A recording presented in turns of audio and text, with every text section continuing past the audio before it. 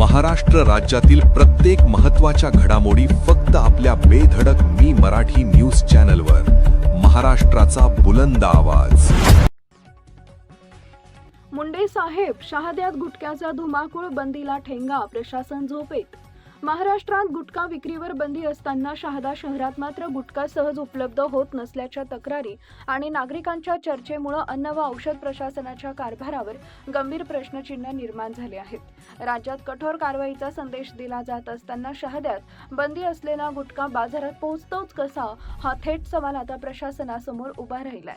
आयुक्त तुकाराम मुंडे यांनी गुटखा विक्री विरोधात कठोर भूमिका घेतली असल्याचं सांगितलं जातं. मात्र शहाद्यातील परिस्थिती पाहता या कठोरतेचा परिणाम नेमका कुठं दिसतोय?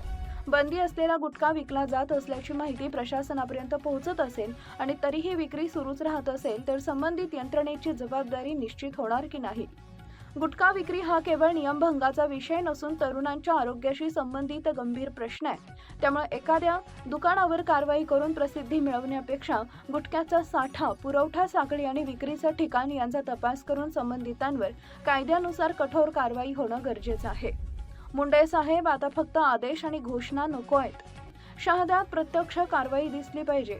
प्रशासनाच्या नाकाखाली बंदी असलेला गुटखा उपलब्ध होत असेल तर त्याची गंभीर दखल घेऊन संबंधित अधिकाऱ्यांकडून स्पष्टीकरण मागितलं जाणार का, असा सवालही उपस्थित होत आहे.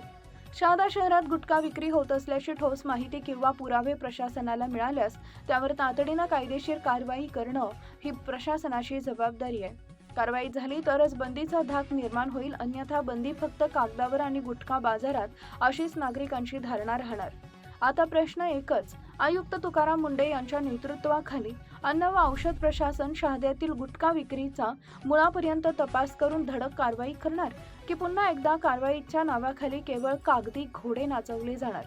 शहाद्यातील नागरिकांच्या नजरा आता प्रशासनाच्या प्रत्यक्ष कारवाईकडे लागल्या आहेत. बेधडक मी मराठी न्यूजसाठी सुमित गिरासे, शहादा.